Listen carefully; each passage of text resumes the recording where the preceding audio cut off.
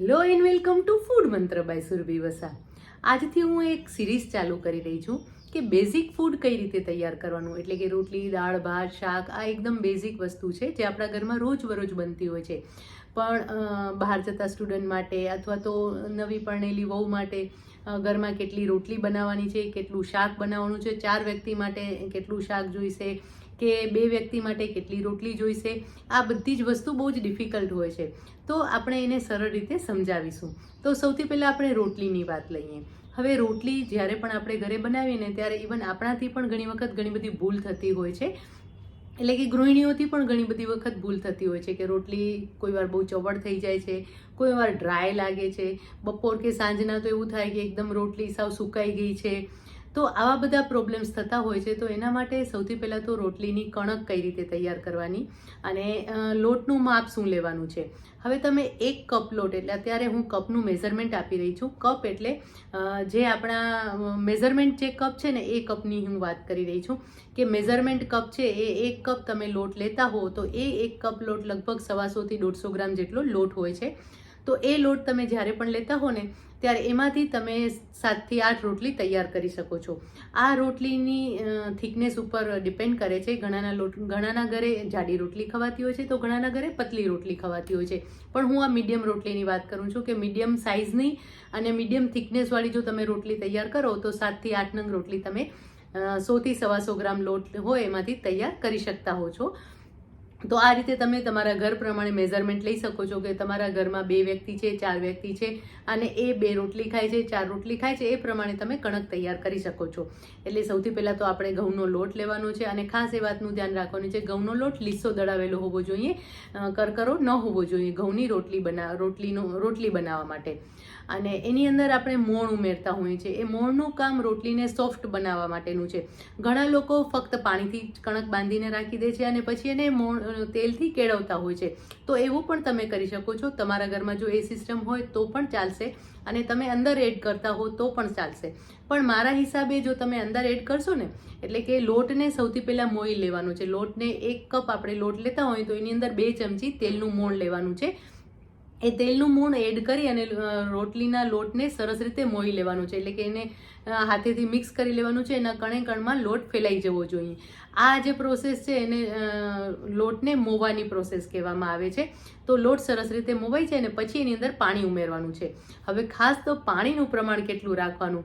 કોઈ પણ બહાર જતા સ્ટુડન્ટ કે બહાર ભણવા જતા સ્ટુડન્ટને આપણે કહીએ કે તા લોટની કણક, રોટલી માટેની કણક તૈયાર કર, એટલે એના માટે પાણી આમ સીધું ઉથલાવી દે, કપ કે ગ્લાસ ઉથલાવી દે, એટલે પછી એની અંદર તમે લોટ ઉમેરો, ફરી પાણી ઉમેરો, ફરી લોટ ઉમેરો, એમ કરતાં કરતાં કણક છે કે જે એકદમ ડો છે એકદમ મોટું પ્રિપેર થઈ જતું હોય છે.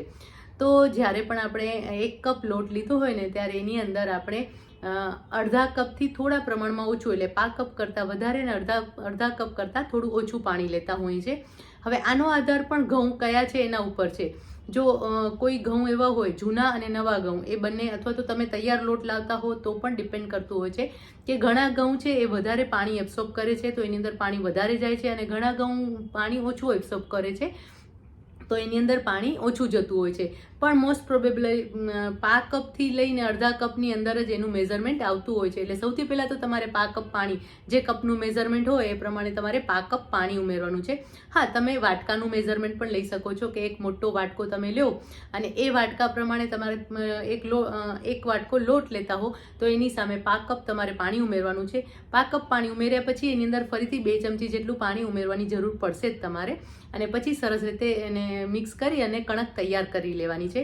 હવે આ કણક જે છે ને એ એકદમ ઢીલી ન હોવી જોઈએ. જો કણક વધારે ઢીલી થઈ જશે તો તમારી રોટલી છે ને એ ચવડ થઈ જશે અને ફૂલશે પણ સરસ નહીં, એના સરસ ફૂલકા તૈયાર નહીં થાય.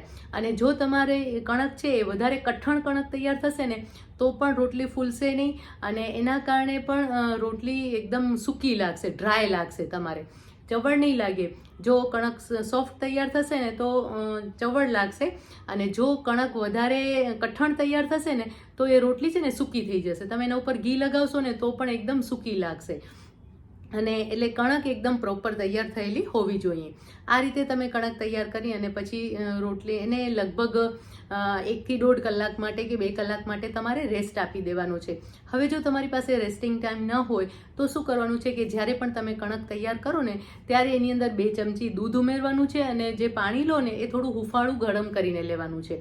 આ રીતે તમે કણક તૈયાર કરશો અને પછી એ કણકને તમારે 10 મિનિટ માટે રેસ્ટ આપશો ને તો પણ કણક એકદમ સરસ સુવાળી તૈયાર થઈ જશે અને પછી એમાંથી જે રોટલી તૈયાર કરશો ને એ પણ એકદમ સરસ સોફ્ટ તૈયાર થશે. તો આ રીતે તમારે કણક તૈયાર કરી લેવાની છે. પછી રોટલીને વણી અને એને સીજવી દેવાની છે. હવે જ્યારે આપણે એને ફૂલાવતા હોય એટલે કે રોટલી બનાવતા હોઈએ ત્યારે શું કરવાનું છે કે રોટલી આપણે તવીમાં એડ કરીએ અને તવીને પહેલાં ગરમ કરી લેવાની છે, પણ એકદમ વધારે પણ ગરમ ન હોવી જોઈએ ને સાવ ઠંડી પણ ન હોવી જોઈએ. જો તવી વધારે ઠંડી હશે ને તો રોટલીને થતાં વાર લાગશે અને એ રોટલી સરસ નહીં બને. અને જો વધારે ગરમ હશે ને તો શું થશે કે તમારી રોટલી છે એ તરત જ ચોંટી જશે. એના કારણે પણ રોટલી સરસ તૈયાર નહીં થાય.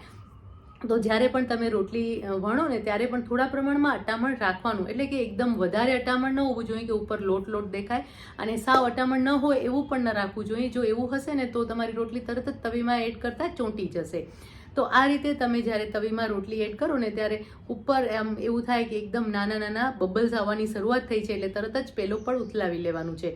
અને એ પેલો પડ ઉથલાવી લ્યો એટલે પછી એને એકાદ મિનિટ માટે પણ નહીં, 20 સેકન્ડ માટે સીજવા દેવાનું છે. એટલે એ બબલ્સ થોડા મોટા થશે અને નીચે એક આમ હલકી ગુલાબી ભાત પડે અને પછી તમારે એ જે ઉપરનો ભાગ છે ને એને ફૂલકો બનાવવા માટે ગેસ ઉપર લઈ લેવાનો છે. આ રીતે જો તમે રોટલી બનાવશો એટલે એકદમ સરસ ફૂલકો તમારો તૈયાર થશે. અને એક વખત રોટલી ફૂલી જાય ને એટલે એ રોટલી છે ને એ સાંજ સુધી પણ એકદમ સોફ્ટ અને કૂણી રહેશે. અને પછી જેવી તૈયાર થાય એટલે તરત જ એને પ્લેટમાં લઈ અને ઉપરથી સરસ રીતે ઘી લગાવી લેવાનું છે. આ રીતે તમે રોટલી તૈયાર કરશો તો ટિફિનમાં ભરેલી આવી રોટલી તમે ટિફિનમાં ભરશો ને તો પણ 5 થી 6 કલાક સુધી એવી ને એવી જ સોફ્ટ રહેશે. સાંજ સુધી પણ એ રોટલી ખાવાની તમને મજા આવશે. તો આ રીતે તમે રોટલી તૈયાર કરજો અને પછી મને કહેજો કે તમારી રોટલી કેવી બની છે. આવી જ નવી વાતો સાથે જોડાયેલા રહેજો. ફરી મળીશું. ત્યાં સુધી બાય બાય.